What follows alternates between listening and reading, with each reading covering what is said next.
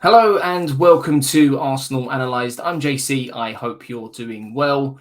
Today I bring you a scout report on Zinchenko, a player that looks set to sign for Arsenal. Breaking it all down for you today in another scout report. And if you are looking forward to today's video, go ahead and smash that like button and subscribe if you're new around here. But what will we be covering during today's video? The basics to kick things off, that player profile before heading into what his heat maps have looked like over the last few seasons and that all-important team fit.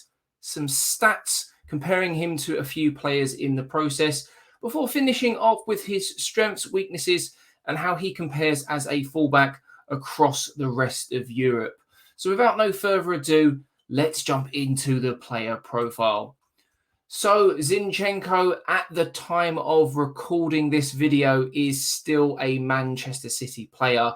However, just a few days ago, David Ornstein of The Athletic reported that Arsenal and Manchester City were very close to agreeing a fee somewhere in the region of around £30 million now that Arsenal have lost out on Lisandro Martinez. Since then, Fabrizio Romano, among other reporters, including Charles Watts, have gone on to say that a fee has been agreed and his medical and an announcement will be due to announce very, very soon. So it's just a matter of time by the looks of things. Now, the reason Arsenal and Arteta are interested in the player, he's aged 25, so coming into those peak years, a player that has worked with Arteta before, leadership qualities and a winning mentality. He has won championships at Manchester City. To have those two big mentalities in the changing room is only going to be a huge plus. He is a Ukrainian international, and coming into his positional play, Ukraine, he plays centre midfield. Manchester City, he plays left back. Now, personally, I believe Arsenal have signed him as a left back, but he has just as good in central midfield. And one of the reasons Arsenal has signed him due to his versatility, and we'll get into that in a later part of this video. Predominantly left-footed, standing at 5'7", and one of the main reasons why Arsenal have been able to negotiate a fee of just £30 million with around £2 million in add-ons due to performance-related reasons is he only has a year left on his contract. So much of this deal makes sense for both Arsenal, Zinchenko, and Manchester City. But how will he fit into Arteta's Arsenal? So let's compare him to Kieran Tierney, who, in my opinion, he will be competing against for a starting spot in that Arsenal lineup. Now, one thing that is very apparent to me immediately, both very similar in the sense that, of course, it's all down that left-hand side, and we can see plenty of deep red in our own half, as well as the opposition's. But the biggest standout for me is that we know that Pep Guardiola loves to use his inverted fullbacks, not only on that left-hand side, but also on that right, which is very different to the way Arsenal have operated in recent times down that left-hand side. Now, what I mean by that is that Kieran Tierney is often found the player on the left as the fullback bombing on beyond the winger, whereas Zinchenko is a player that will come inside, creating overloads in that midfield and allowing that 3-8, which last season in this particular position would have been Xhaka, to push on to create 5 attacking lanes. Whereas Kieran Tierney was potentially that 5th on that left-hand side with Tomiyasu tucking in at times. So it adds a completely different dimension to this Arsenal system, and more so into that 4-3-3 that Arteta has transitioned into over the last 18 months. And this is reflected very much so in the last 2 seasonal heat maps that we can see here for Zinchenko. Very, very similar to Kieran Tierney, but as already mentioned, highlighting that there's a lot more coming into that inside area there because it's more of an inverted position and system that Pep Guardiola likes to use. But how do they compare statistically? One thing that stands out immediately to me is that Zinchenko in the Premier League season only played 15 games. And one of the main reasons why he is looking to move on in this upcoming season. Now, Kieran Tierney only managed 22 games. And one of the reasons why we're looking to bring in a fullback is not only because of his injury record, but unfortunately, Tavares didn't quite cut the mustard over the course of the season, and we need to add that quality in depth.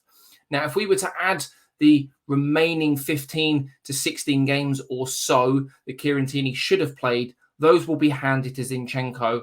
On top of that, there are opportunities for him to play in midfield as an upgrade, and again, competition for someone like Granit Xhaka, who has filled in as a free 8 at times, not necessarily his best position in an Arsenal shirt. He's played significantly less minutes compared to Kieran Tierney, just over 1,000, keeping 5 clean sheets and conceding 9 goals in the process.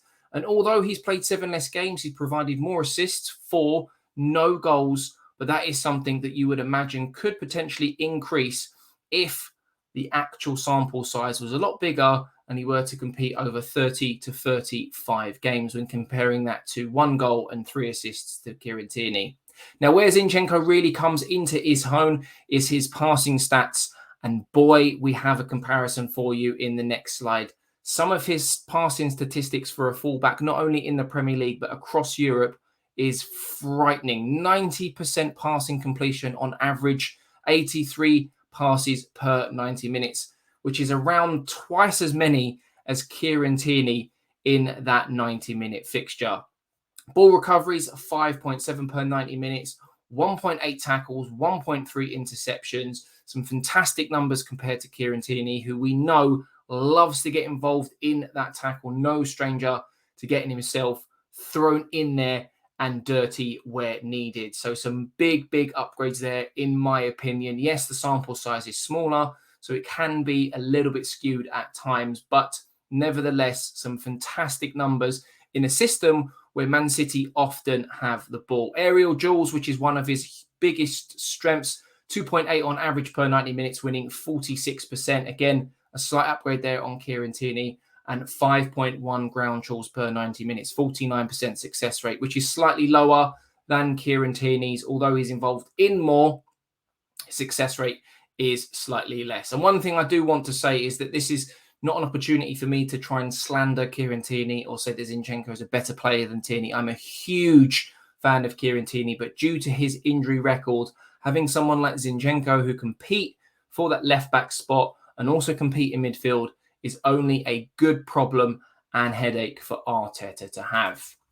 Let's have a little look here at his comparison across Europe. So on the right-hand side, you can see that this is a comparison to the rest of Europe in his positional peers, and that's the top 5 European leagues as well as the European competitions. Now, in that top section there, that top third, we're looking at more of his attacking stats, if you will. Top 99 percentile for a fullback when it comes to assists, 0.35 per game, and expected assists, 0.19, top 91 percentile. Now, this is not the reason we're looking to bring him in. However, his shot creation actions at 3.34 in the top 96 percentile is absolutely perfect for a fullback. Now, going back to what I mentioned in the previous slide, with his passing stats being frightening, he attempts 85 on average per 90 minutes, putting him in the top 98 percentile, completing 88%, compared across Europe now, top 98 percentile. Progressive passes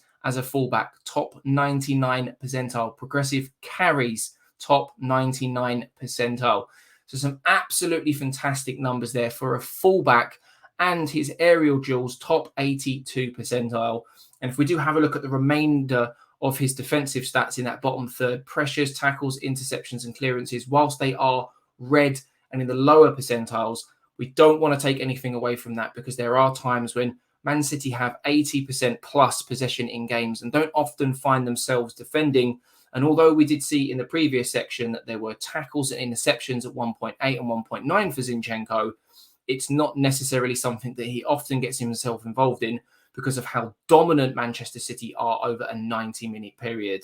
Now, looking at the section in green, we can obviously all agree, I think, that passing is definitely one of his big pluses. Holding on to the ball as well with those progressive carries is another big advantage of his, and aerial duels, which is something that we've already discussed. Now, crossing, according to many articles, websites, and other videos that I've watched, is an area of weakness for him. And we do know that Kieran Tierney, for example, is a fantastic crosser of the ball.